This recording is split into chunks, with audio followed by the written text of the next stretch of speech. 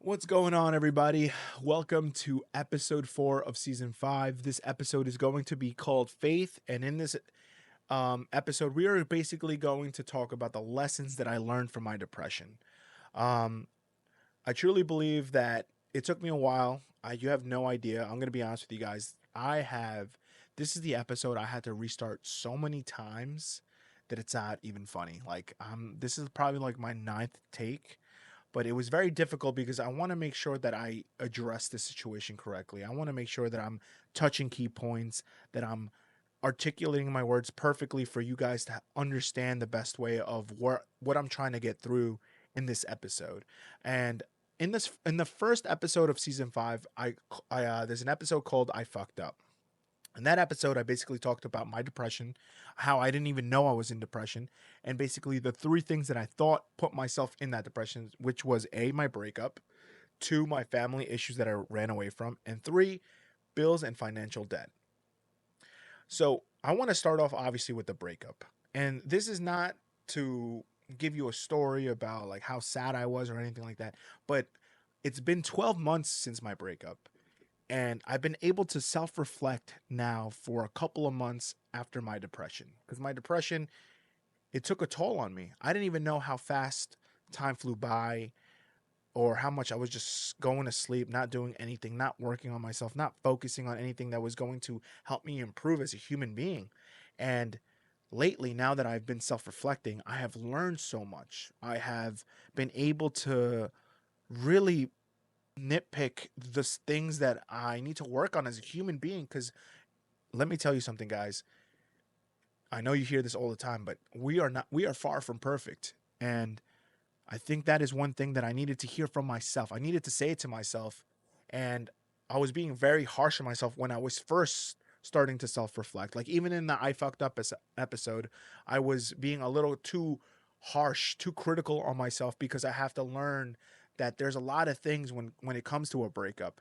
And one thing that I want to say after a whole year of completely reflecting on my life, regardless of about the breakup, just in general, I am 100% grateful and confident that God placed this person in my life at the right time. The reason I say this is because this person has instilled so much confidence and bravery into me that today I am definitely a better person because of that relationship. When I go back and I really look at everything that I've learned from the relationship to the breakup, I have realized there's so much more of me that I need to learn and grow from. Um, of course, one thing I do want to say is that we should always be aiming our best, regardless if there's a person we're crushing on or not.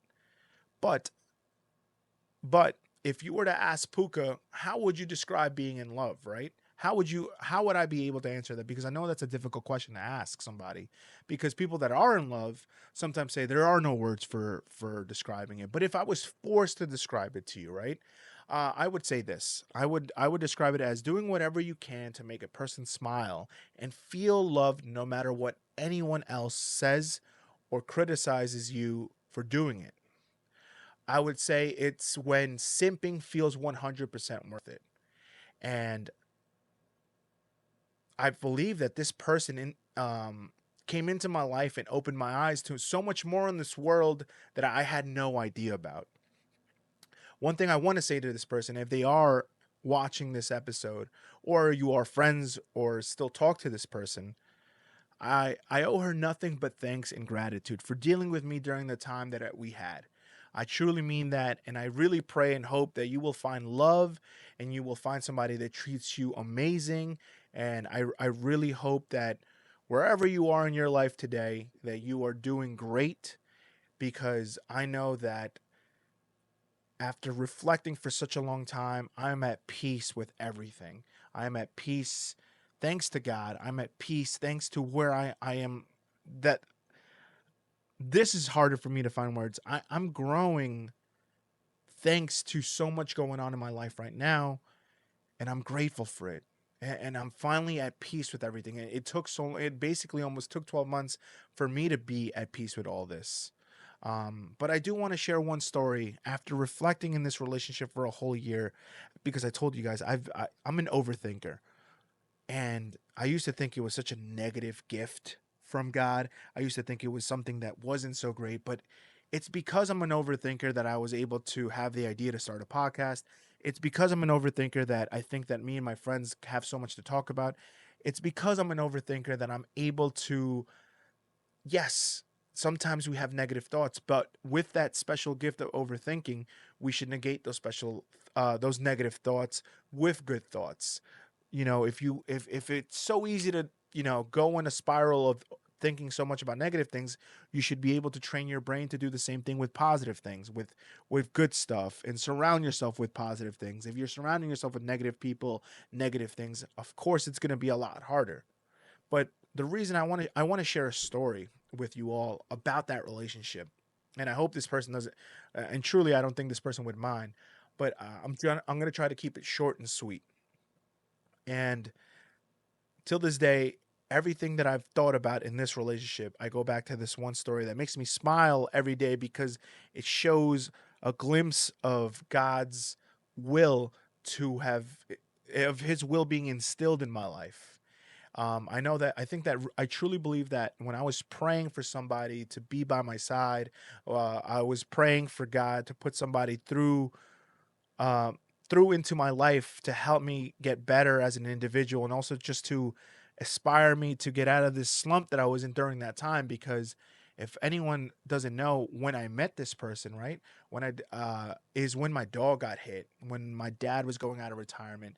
There was a lot of bad things going on in my life, and just like in life, man, there will be good and there will be bad moments. But this was another bad moment for me, and I felt like there was no way out. I was unemployed. My dog had just been hit by a car. I got this huge vet bill, and thanks to my friend Fonzo, shout out to Fonzo. He's been on this podcast so many times. Um, he was worried about me, and also was like, "Hey, buddy, you need to do something. Like whatever needs to be done, let's do it." And this is the weird part, and this is where I feel like God's will was instilled. And just, I hope you guys get something out of this, but I listened to him. I let him, like, I know there were a lot of people that were saying it to me, like my brother, my mom, my dad's like, "Hey son, I'm worried about you. Um, I need you to go find a job." And I'll be honest, I wasn't really looking as hard as I wanted to. But when I finally decided that, okay, I'm gonna start looking, and I want a fresh new start to life. I wanted a new gym. I wanted to go to a new gym. And Fonzo was all up for it. It's like, "Yeah, buddy, come on, let's go. I'll join the new gym with you." And we ended up joining LA Fitness, right? So here's where the funny story kicks in. At that same time that we had joined LA Fitness, my dog was luckily a lot better. Vet said he was going to be fine, which, thank you. Till this day, I'm very grateful for that. Um, Even with the huge vet bill, luckily my dad was there to help me out. Um, you know, but I was like, okay, where do I go from here? I joined a new gym. I had applied to new jobs, and here's where the funny story kicks in. So let me just ask you guys a question. If you guys were unemployed for a while and you guys get a phone call from a couple of companies, right? What's the most rational thing you guys are going to do? For me, it would be that whatever company calls, you're going to go and sign up with the company that gives you the most money, especially because you've been unemployed for such a long time. And especially if that more money meant a lot more money that you were earning even from your previous job. It makes sense, correct? Like, I don't think that there's no, that's logical. Like that makes the most logical sense. But what do I do? Here's what I do. And you guys will probably all laugh at me. And I still laugh today, but it all happens for a good reason. I got a call, or let's just call it Company A, which is the famous one, the famous company, and Company B, which is not so famous at the time. Company A calls me and says, "You know what? We're willing to give you the job. We offer you, I think at the time they were offering me $28 an hour. And we're talking about 6 years ago. Really good money. Great money. Was getting almost double, probably like almost like $10 more than I was getting from my previous job. And Company B calls me and they're like, "You know what? we like you, come to an interview, and then we'll talk about the numbers. And I said, fine. Because the other company, even, which was hilarious, company A said, take your time.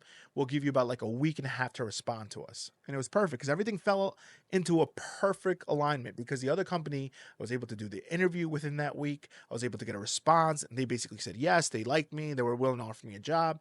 And then they offered me the salary, which was basically this only, I think, $1 more than what my previous employer was giving me. So a lot of you were like, why the hell? Okay, logically, the why, what makes most sense right now is going with company A, the famous one. But here's the thing. There was something in me that was telling me, Puka, don't go with company A. Go with company B. And I was like, it was weird because it was like a gut feeling. And I was just like, I wonder, like, I don't know why I would even have that feeling. Like, where does that sensation even come from, right? And some say don't look for signs and signals, like, and I get that.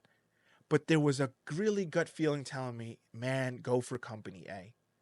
I'm telling you, something in my head, something in my gut, it was just telling. I mean, go for company B, which is the one paying a lot less. So I logically, well, what I do, I want to make sure to reassure myself that I'm being stupid.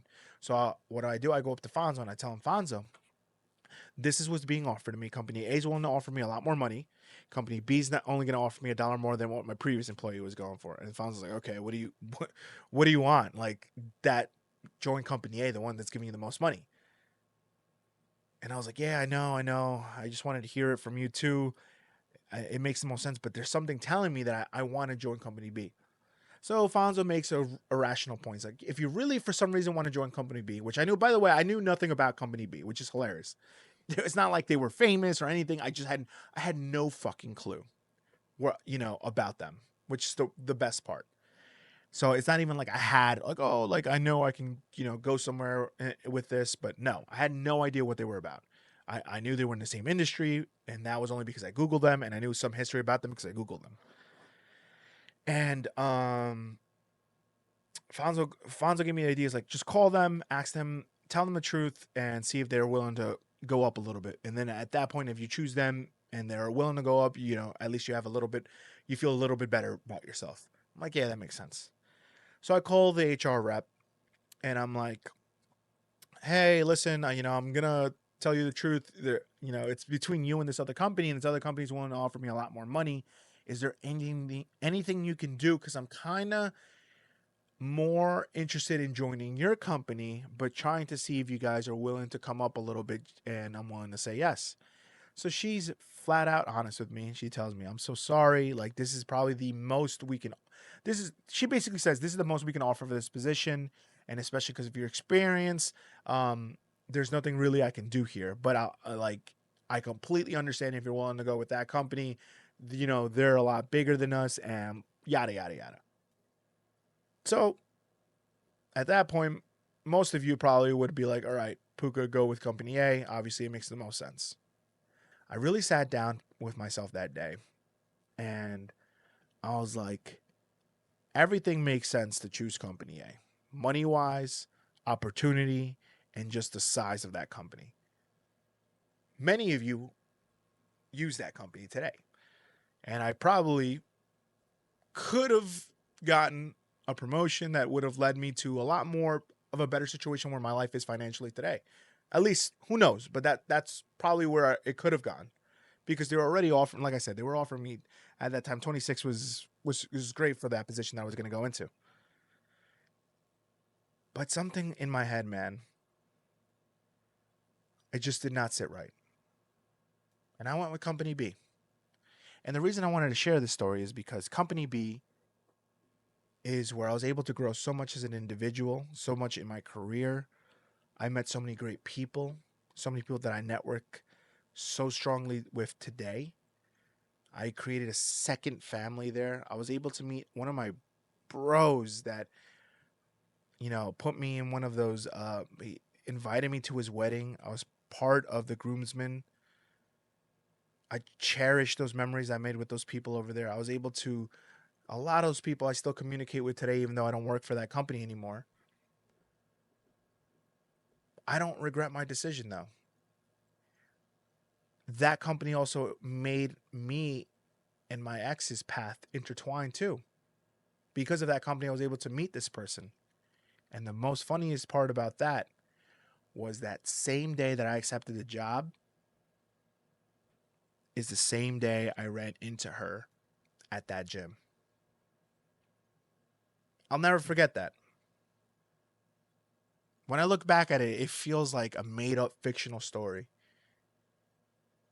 But God plays it in a funny way for me.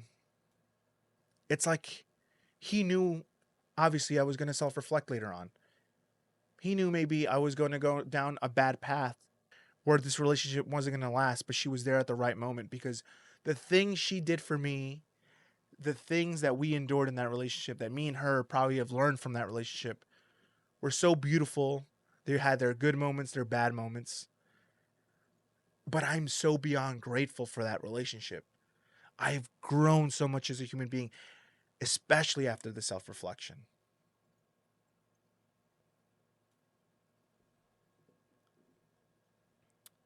The relationship has made me realize I have so much work to do still, though, to improve as a person. The things that I'm trying to improve on today is patience, love, communication, and faith. And the most important thing I learned from the breakup, and sorry guys, I have my notes on the side, so you'll see me like moving my eyes a lot, but it's because there was so much to go into this episode that I wanted to make sure I touched each key point perfectly and precisely. This episode's not going to be long. So for a lot of those that have small commutes, hopefully you can listen to the whole thing. I hope you do, and I hope you get something out of it. And but the most important thing that I learned from the breakup is learning to forgive myself for a lot of what I used to blame myself for. I believe for one to be healed, one needs to forgive themselves and learn that there is so much more to learn because we will never be perfect in this world. It took me almost a whole year to get that last point, which was forgiveness. Because I was being very harsh on myself when I self reflected for the first time. I blame myself for the downfall of that relationship. Now that I finally know and accepted that I had to forgive myself, I have felt so much pressure and stress and sadness leave my heart. It feels amazing to not be angry, to not be up all these nights. All those nights I was up late, overthinking about negative things. But it feels so much better now. I'm able to sleep. I'm able to smile.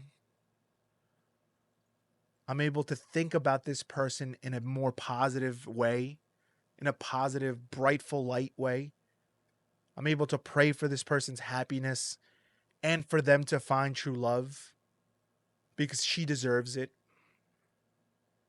She was a beautiful human being throughout my relationship. And I really do wish I did the one thing that I still don't believe in, which is very weird. And it's not because it's any negative thing context to me. It's I don't I as of right now I still don't think I could be friends with this person because how big and beautiful that relationship was that if I if I were to befriend them, I think I would be hurting myself a lot. I'm there to always wish them the best from afar. I believe that if you really were in love with somebody, it's kind of hard to develop a friendship after. Is it impossible? No. It's just not for me. But I do wish that person well. And I truly learned that if you are in love with a person, you will always be okay improving yourself as a person to make that individual happy. Things that I learned later on. And I know that things that I've learned from that breakup and that relationship, I will carry it on for the next relationship whenever I'm ready to do that. Because obviously, it takes some time to go in and be vulnerable again to another individual. It takes some time to trust another person again. And that's normal. It should never be impossible, but it's normal to be hesitant. But you don't want to be too hesitant. You don't want to always have a door for everyone to try to get the right key to let themselves in. We should be able to feel comfortable to open our door when it's the right time to let a person in, if you get what I mean. But that is a lot of the self-reflection that I have learned from that relationship. And faith has been such a big factor in my life today. Within the last month, I am finally learning learning to know that I need to read the Bible from front to back. A lot of you are not Christians, or a lot of you are not Catholics. A lot of you come from different religions and backgrounds, and I respect that 100%. But I'm just talking from my avenue and my journey of what has changed my mind, what is opening my eyes. Because I noticed that what I said in the beginning, when I closed the door to my God and to the world, that is when everything went bad for me.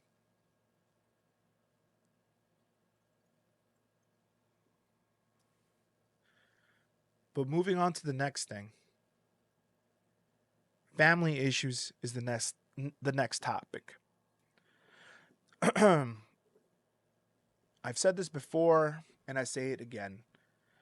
Running away is never the right answer, and that is something I did in my family with my family issues. Now that isn't the only thing that you need when facing family issues, I believe. But everything I mentioned before from the breakup, which was learning to be patient, loving, you have to learn communication and have faith. I know that I have so much to learn when it comes to facing these issues, but I am no longer afraid, thanks to God. I was scared shitless when I was faced with these issues because they were bigger than me. They were bigger than a lot of things that I had control over. I want to tell you guys more about my family issues, but it's private because it involves so many people. And I don't want to share that because it's not for me to share.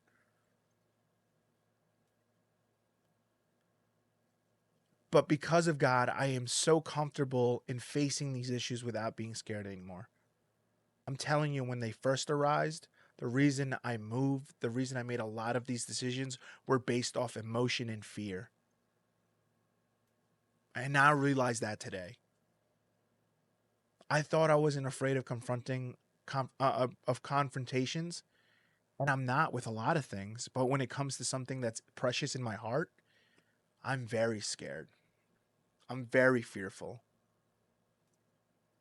And faith has opened that door to not be scared.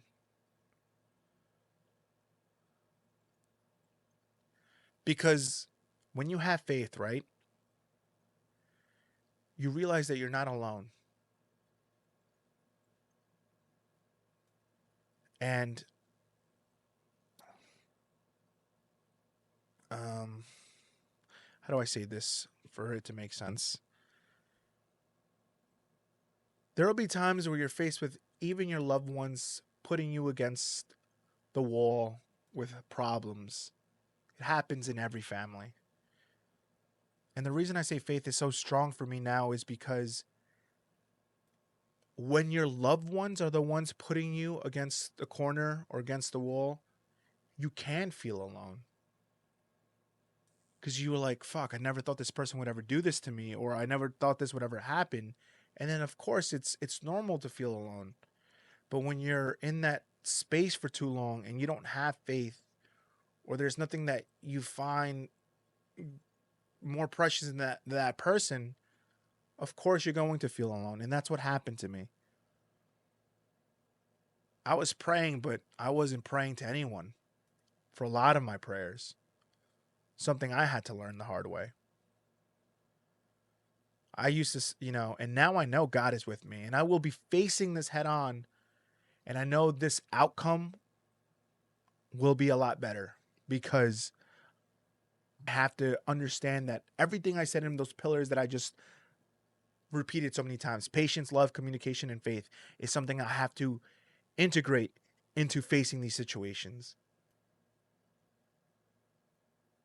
It's not about being the better person or being a bigger person than the other individual or the problems that you're facing. It's learning to understand. It's learning to learn how to communicate better in addressing your key points. And it's learning to love and nurture this other person because you don't know what they're going through.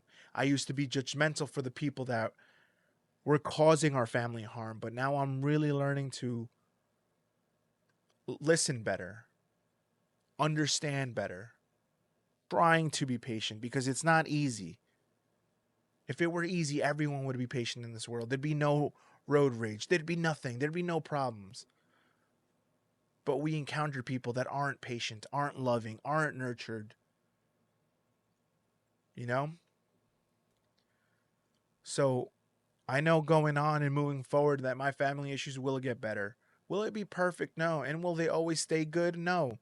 There are ups and downs in every avenue in life. And that is what I'm learning. And I've known this, but it's just like things I have to repeat to myself because I forget sometimes. I'm ignorant to sometimes. I'm ignorant to it sometimes. And knowing that I'm always going to be a student in life, there's never going to be a moment where I've mastered it because there's no such thing. Teachers keep on teaching and learning themselves to continue teaching. Masters had a master. They were once students. So it's continuing to understand that life is just about learning pains. Life is about being okay knowing that shit's not perfect. And the last thing I want to talk about is bills and my financial debt. The last thing that I had to really analyze, and the one thing that I got was one thing I got out of it was accountability is the key here to everything. I have no one to blame but myself on letting things get this bad. If it weren't for God blessing me with an amazing father and mother to support me when times were bad, I promise you guys I would not be here today. Truthfully, I think I would have done something stupid by now if it weren't for having amazing parents in my life. And the only answer here for me to get out of my debt, get out of my bills that I've basically done to myself is working harder than I've done before to get myself out of this mess. And I'm okay with that. I've come to peace with that. Everyone wants a big house. Everyone wants a perfect world, a perfect life, money. But I have to take accountability that I fucked that up for myself. And that's okay. Because, like I said from the very beginning, in the middle, I have God by my side now and all the blessings He gave me to work on all the issues I have. I'm going to have to work harder. I'm going to have to earn more money. I'm going to have to get a second job, a third job, and still enjoy the blessings He gave me because I still have to understand that I need time for my family, for my friends, for the people that care about me, for God. It's not impossible as long as I manage everything correctly. Make sure my health is still good with all this being added, doing things the right way, and having faith. That's probably the hardest part for a lot of people. But I am confident that I'll get out of this mess. But I needed to stop blaming everyone and pointing the finger. Because life is unfair. Life will be like that for everyone in this world. There will be good moments and there will be bad ones. But it's what we decide to do in those moments that define us. I appreciate and thank God for the great moments and do the same. Sorry, I butchered that. You all, including myself, should appreciate and thank God for every great moment and do the same for the bad moments. The bad moments are there to teach us a lesson and to let us appreciate the good times when we have them. Always live and appreciate the present because it might be the best moment in our lives that we get to share later on with our loved ones when we retell it.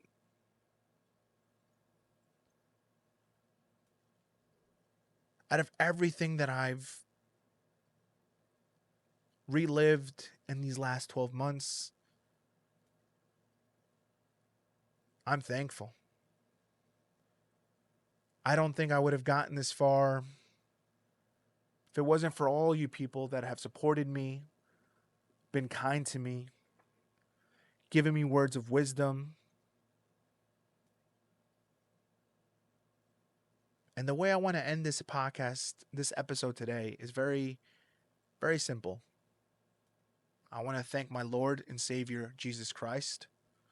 And I want to say thank you to everyone that has given time to listen this far, listen at all. Everyone that has shown me support and love by liking, sharing, just reaching out to me personally and checking up on me. I appreciate you and love you so much. If life is treating you unfair at this moment, know that you have to step back and attack it from a different angle. But it's not going to last. Bad moments don't last. Good moments don't last. It's how we ride the roller coaster. Who do we have next to us? Who's next to your seat that makes you feel at peace? Thank you guys so much. Until next episode, take care.